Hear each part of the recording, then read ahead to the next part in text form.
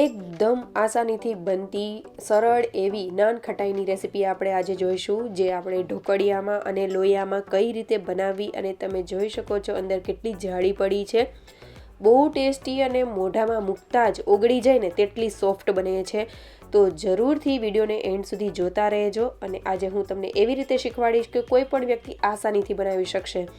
તો જરૂરથી એન્ડ સુધી જોજો. તમારું સ્વાગત છે મારી ચેનલમાં અને આપ સૌને મારા જય શ્રી કૃષ્ણ. તો ચાલો શરૂ કરીએ આજની આ રેસીપી. તો સૌથી પહેલાં આપણે એક બાઉલ લઈ લેશું અને થોડું ઊંડું હોય એવું લેવું. ત્યારબાદ મેં આ રીતનું ઘી લીધેલું છે. ઘી તમે કોઈ પણ વાપરી શકો છો. મેં આ ઘરનું બનાવેલું ઘી લીધેલું છે અને ઘીને આપણે ફ્રીઝરમાં મૂકીને 10થી 15 મિનિટ રાખી દેવું, એટલે આ રીતનું એકદમ જામી જાય એ રીતનું જ ઘી લેવાનું છે. તો કોઈ પણ એક વાટકીનું માપ સેટ કરી લેવાનું અને એ વાટકીના માપથી જ આગળનું આપણે મેઝરમેન્ટ લેશું. તો વાટકીથી થોડું ઓછું એવું જ ઘી મેં લીધેલું છે. એ જ વાટકીના માપથી મેં દળેલી ખાંડ લીધેલી છે અને તેમાં પણ થોડી જેવી ઓછી રહે એટલી જ મેં ખાંડ લીધેલી છે. તમે આના કરતાં પણ થોડી ઓછી ખાંડ રાખશો તો પણ સરસ એવું થશે.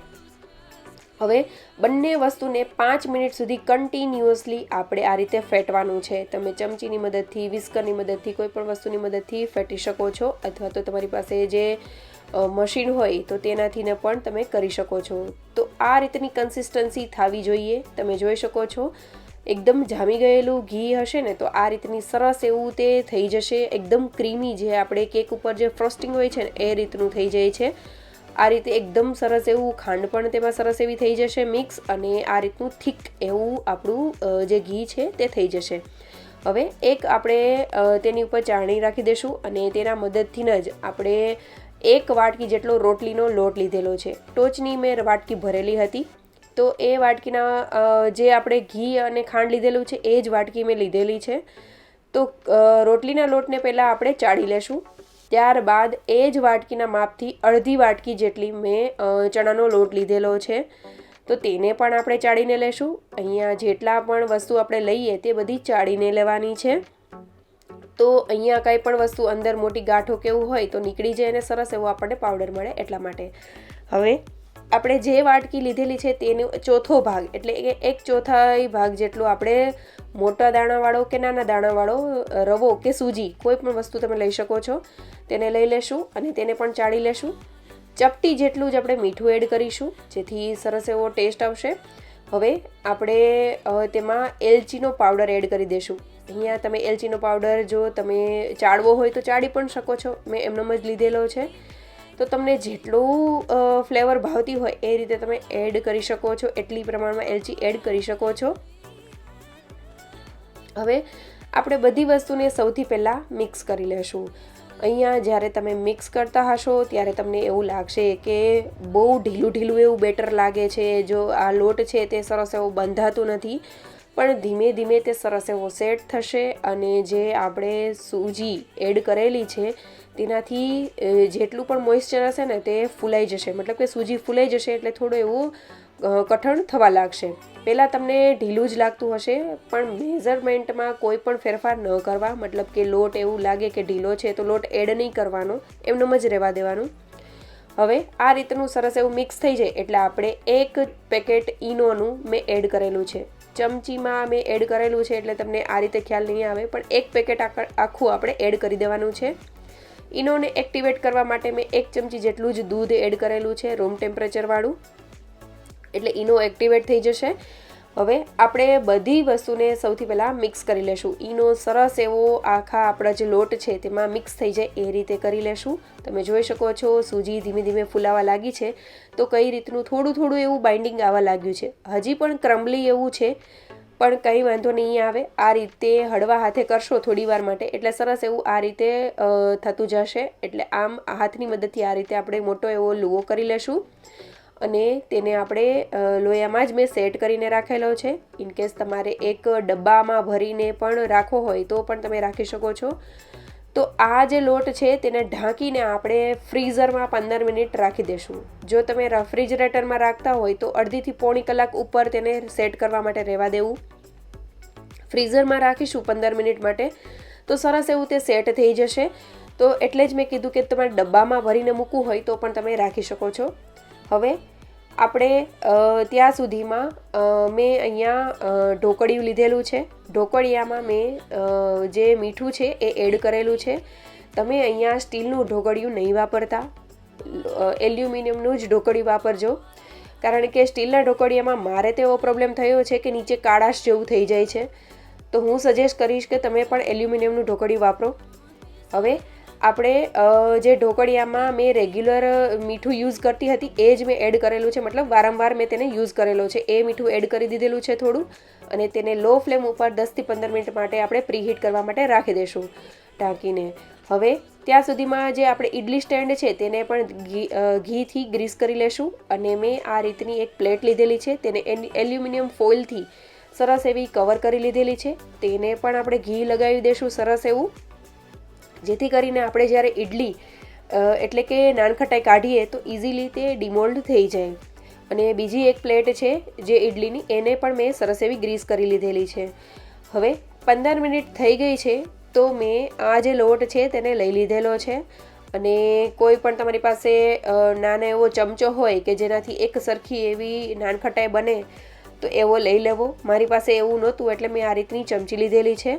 તો આ રીતનું આપણે એક ચમચીની મદદથી કે ચમચાની મદદથી થોડો એવો લઈ લેશું લોટને, અને આ રીતે હાથની મદદથી સરસ એવો પેંડા જેવો શેપ આપી દેશું. અહીંયા તમે ગોળ જે સર્કલ આપણે બનાવીને જે પેડો બનાવી એ રીતે બનાવવાની ટ્રાય નહીં કરતા. આ રીતે હાથની મદદથી જ હળવા હાથે તેને શેપ આપી દેવો, એમનેમ જ સરસ એવો શેપ આવી જશે. તેની ઉપર મેં બદામની કતરણ એડ કરેલી છે. તમે અહીંયા તૂટી ફ્રૂટી એડ કરવા માંગતા હોય તો પણ કરી શકો છો. કોઈ પણ બીજા ડ્રાય ફ્રૂટ પણ એડ કરવા હોય તો પણ કરી શકાય. હવે આપણે આ રીતે જ બધી નાનખટાઈ તમે જોઈ શકો છો હું કઈ રીતે તેનો શેપ આપી રહી છું. તો તેને આ રીતે શેપ આપીને ઉપર આપણે બદામથી કતરણથી સેટ ગાર્નિશ કરી દેશું. અને આ રીતે જ બધી નાનખટાઈને આપણે ઇડલી સ્ટેન્ડમાં રાખી દેશું.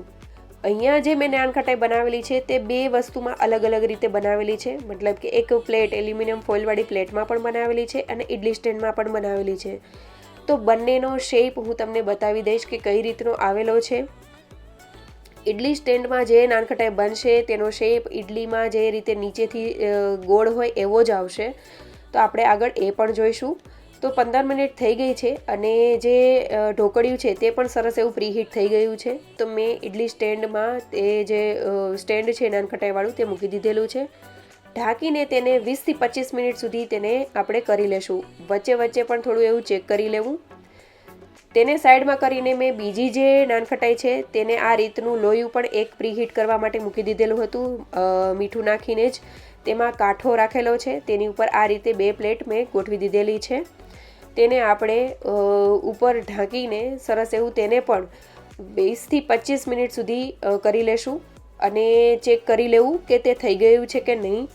20થી 25 મિનિટ થાય એટલે ઇડલી સ્ટેન્ડ હોય તો તેમાં જ્યારે પણ પ્લેટ મૂકો ત્યારે તમારે એ વાતનું ખાસ ધ્યાન રાખવું કે જે સ્ટેન્ડ છે એ અને નીચેનું તળિયું તે વચ્ચેનો ડિફરન્સ થોડોક વધારે હોય. કારણ કે જો નીચે વધારે એવું તેને હીટ મળશે તો નીચેથી તે ડાર્ક થઈ જવા કરે, એટલા માટે. અથવા તો તેને 20થી 25 મિનિટમાં તેને ચેક કરી લેવું. હવે આ રીતે મેં બંને જે ઢોકળિયું છે તેમાં પણ 20થી 25 મિનિટ પછી ચેક કરી લીધેલું છે. સરસ એવી થઈ ગઈ હતી એટલે મેં તેને પણ બહાર કાઢી લીધેલી છે નાનખટાઈને. અને જે લોયામાં છે તે પણ સરસ એવી થઈ ગઈ હતી 20થી 25 મિનિટમાં જ, તો તેને પણ કાઢી લીધેલી છે. તો અહીંયા તમે જોઈ શકો છો કે આપણી નાનખટાઈ બહુ સરસ એવી થઈ ગઈ છે. અને આ નાનખટાઈ જે છે તે જ્યારે ગરમ હશે ત્યારે ઉપરથી તમને એવું લાગશે કે આ જરા પણ ચડી નથી, જરા પણ થઈ નથી. પણ તે જ્યારે ઠંડી થશે એટલે સરસ એવી તેનો શેપ લઈ લેશે અને સરસ એવી થઈ જશે. એટલે જરા પણ બીવું નહીં કે ઉપરથી કાચી રહી ગઈ છે કે એવું કંઈ જ પ્રોબ્લેમ નહીં આવે. હવે આપણે જે લોયામાં મૂકેલું હતું જે પ્લેટ તેમાં તમે જોઈ શકો છો ઇઝીલી ડિમોલ્ડ થઈ જાય છે. નીચેથી સરસ એવી જાળી પણ પડી છે. અને આ છે ઇડલી સ્ટેન્ડમાં મૂકેલી નાનખટાઈ. તમે જોઈ શકો છો એવો જ શેપ લીધેલો છે. આ બંનેમાં આટલો જ ડિફરન્સ હોય છે, બીજો કંઈ જ ડિફરન્સ નહીં આવે. અંદરથી એકદમ સરસ એવી જ ચડશે. અને જ્યારે પણ આપણે ઇડલી સ્ટેન્ડમાં કે એમાં કરતા હોઈએ તો ઉપર બહુ થોડા એવા ઓછા ક્રેક આવતા હોય છે નાનખટાઈમાં. પણ જો તમે આ જ બેટર એટલે કે આ જ જે આપણે લોટ બનાવેલો છે તેને તમે ઓવનમાં બનાવશો તો ઉપર સરસ એવા ક્રેક પણ આવશે, જેવા બારે મળે છે એવા જ તે. તો તમે જોઈ શકો છો આપણી ઇડલી સરસ એવી થઈ ગઈ છે, એટલે કે ઇડલી નાનખટાઈ પણ કહી શકો છો. તો તે સરસ રીતે ઇઝીલી ડિમોલ્ડ પણ થઈ જશે. પણ જે ઢોકળિયામાં મૂકેલી હતી તેમાં એક બાજુ થોડોક વધારે તાપ લાગેલો છે, એટલે તમે જોઈ શકો છો નીચેથી બહુ થોડોક ડાર્ક કલર પકડી લીધેલો છે. તો તેને મેં ચપ્પુથી રિમૂવ પણ કરી દીધેલો છે. બાકી કોઈ જ ફેરફાર નહીં થાય. અને 30 મિનિટ ઉપર તો ક્યારેય પણ તેને રહેવા નહીં દેતા, નહીં તો તે વધારે ડાર્ક કલર પકડી લેશે અને જે નાનખટાઈ છે તેનો કલર જ આખો ચેન્જ થઈ જશે. એટલા માટે 20 મિનિટ થાય એટલે એક વખત ચેક કરી લેવું. નીચે થોડો એવો બ્રાઉન કલર થઈ ગયો હોય એટલે તેને બંધ કરીને તેમને સેટ થવા માટે રાખી દેવું અને બહાર કાઢીને તેને ઠંડી કરવા માટે રાખી દેવું. હવે આપણે જે નાનખટાઈ છે તેને મેં એકદમ ઠંડી કરી લીધેલી છે અને તેને સર્વિંગ પ્લેટમાં લઈ લઈશું અને ભાંગીને પણ જોઈ લઈશું. તમે જોઈ શકો છો વચ્ચે કેટલી જાડી પડી છે અને આ નાનખટાઈ બહુ જ સોફ્ટ બને છે. મોઢામાં મૂકતા જ ઓગળી જાય ને તેવી બને છે. તો જરૂરથી આ રેસીપી ટ્રાય કરજો. કોઈ પણ જાતનું બેકિંગ સોડા કે બેકિંગ પાવડરના કોઈ પણ માપ વગર આજે આપણે એકદમ ઇઝીલી કોઈ પણ વ્યક્તિ બનાવી શકે ને એવી નાનખટાઈ બનાવેલી છે. અને એ પણ કુકરમાં કે મતલબ કે ઢોકળિયામાં કે પછી લોયામાં, જે બધાના ઘરમાં અવેલેબલ જ હોય છે. જે લોકોની ઘરે ઓવન ન હોય તે પણ આસાનીથી બહાર કરતાં પણ ટેસ્ટી એવી શુદ્ધ એવી નાનખટાઈ ઘરે બનાવી શકે છે. તો તમે જોઈ શકો છો આપણી નાનખટાઈ અને જે આ ઇડલી સ્ટેન્ડમાં રાખેલી છે તેનો શેપ પણ જોઈ શકો છો. અને જો તમે થોડી વધારે વાર રાખશો તો નીચેનું લેયર છે તે આના કરતાં પણ ડાર્ક થઈ જશે, એટલે એ વાતનું ખાસ ધ્યાન રાખજો. અને આ જે નાનખટાઈ છે તેનો પણ અંદર જાડી તમે જોઈ શકો છો. બહુ સરસ એવી જાડી પડશે, પોચી થશે અને આપણા દાદા દાદી પણ ખાઈ શકે ને એટલી પોચી થશે. એટલે બાળકોને તમે આસાનીથી આપી શકો છો અને તમે પણ એન્જોય કરી શકો છો આ નાનખટાઈને. તો જરૂરથી આ રેસીપી બનાવજો અને મને કમેન્ટ કરીને જરૂરથી જણાવજો કે તમને આજની મારી આ રેસીપી કેવી લાગી. તમારી કમેન્ટથી મને મોટિવેશન મળશે. તો જરૂરથી ટ્રાય કરજો અને બનાવજો. અને વિડીયો સારો લાગ્યો હોય તો લાઇક, શેર અને સબસ્ક્રાઈબ કરજો. Thank you for watching.